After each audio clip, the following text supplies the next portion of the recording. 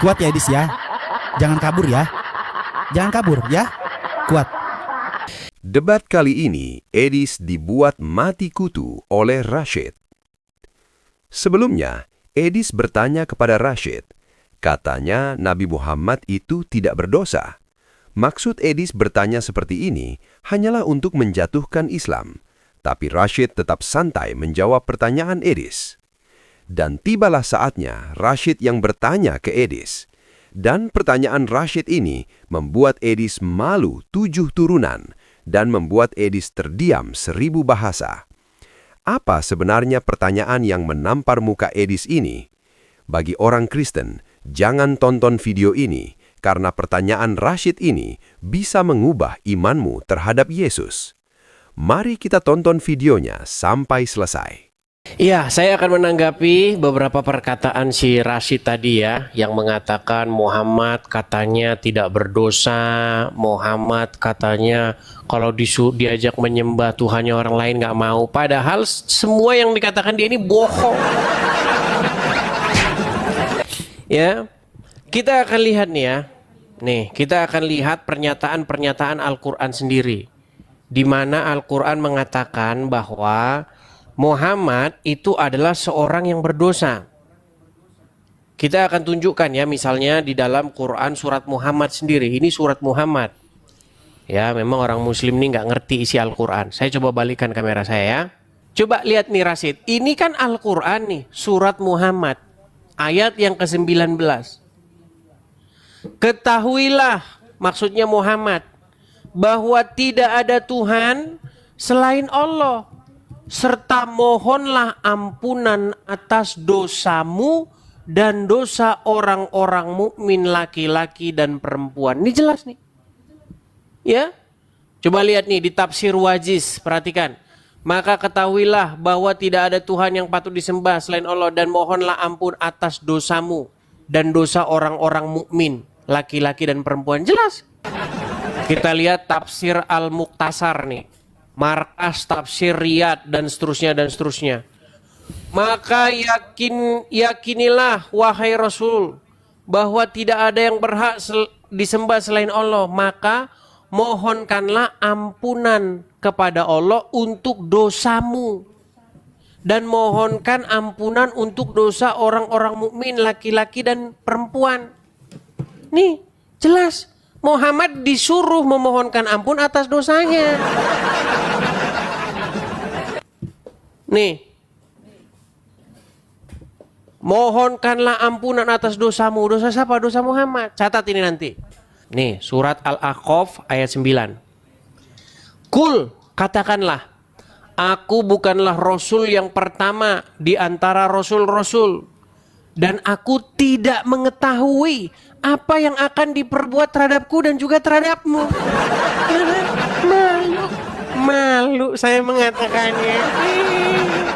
Silakan. Yang sederhana-sederhana, jangan usah berat-berat.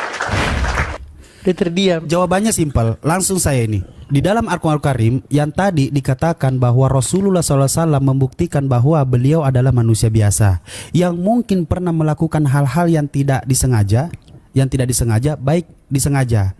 Lalu Allah Subhanahu wa taala berfirman untuk mengampunkan dosanya. Tetapi bagaimana Allah Subhanahu wa taala berfirman lagi kepada Rasulullah SAW di surah Al-Fat, ya, dibaca di surah Al-Fat, yaitu apa? Di surah Al-Fat, sungguh kami telah memberikan kepadamu kemenangan yang nyata agar Allah memberikan ampunan kepadamu Muhammad atas dosamu yang lalu dan yang akan datang, serta penyempurnaan nikmatnya atasmu dan menunjukimu ke jalan yang lurus. Tepuk tangan buat Tuhan. Oke. Berarti diakui Muhammad berdosa. Siap. Tidak masalah, Bung. Nabi Muhammad adalah manusia biasa. Tetapi ingat, sesuatu yang kamu bawakan yang tidak mampu. Sesuatu yang tidak mampu kamu bawakan itu, yaitu apa? Ketika Nabi Muhammad dikatakan berdosa sesuai keinginanmu, ketika Nabi Muhammad kau katakan sesuai keinginanmu, saya iakan, nggak masalah. Tetapi di mana di surah Al-Fat dikatakan apa? Di surah Al-Fat dikatakan Rasulullah Sallallahu Alaihi Wasallam diampunkan dosanya, semua dosa-dosanya. Baca, silakan baca. baca datanya dong. Oke, ketika Anda mengatakan hal seperti ini, lalu bagaimana seorang Tuhan yang Anda ikuti, jangan menyangka bahwa aku membawa perdamaian ke dunia ini. Aku tidak membawa perdamaian, tetapi perlawanan. Wow, apa ini?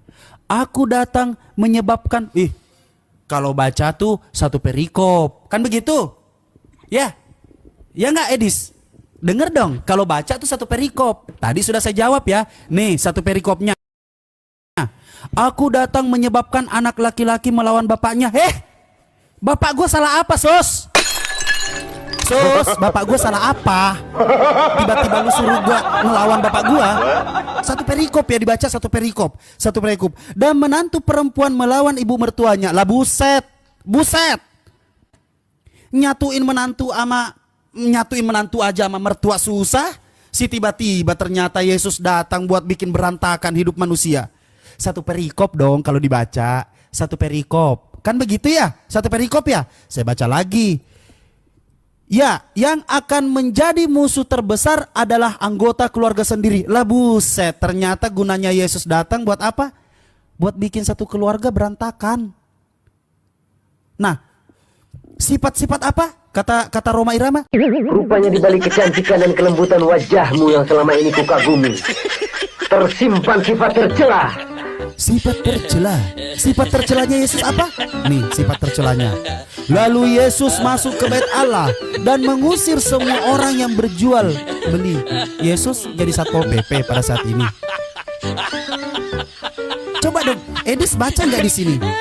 Nah coba Edis fokus sesuai keinginanmu, it's okay, sesuai keinginanmu. Tetapi apakah kita mau melupakan yang namanya sungguh kami telah memberikan kepadamu kemenangan yang nyata, agar Allah memberikan ampunan kepadamu Muhammad atas dosamu yang lalu dan yang akan datang, serta menyempurnakan nikmatnya atasmu dan menunjukimu ke jalan yang lurus. Tepuk tangan buat Tuhan. Tetapi si tiba-tiba ada yang kayak begini. Jangan menyangka bahwa aku datang untuk membawa damai di atas bumi. Aku datang bukan untuk membawa damai, dipertegas dong sama dia, melainkan pedang. Kuat ya Edis ya. Jangan kabur ya. Jangan kabur ya. Kuat. Senyum dong. Nah gitu. Silahkan Edis. Jelaskan Yesusmu yang menjadi tiba-tiba Satpol PP.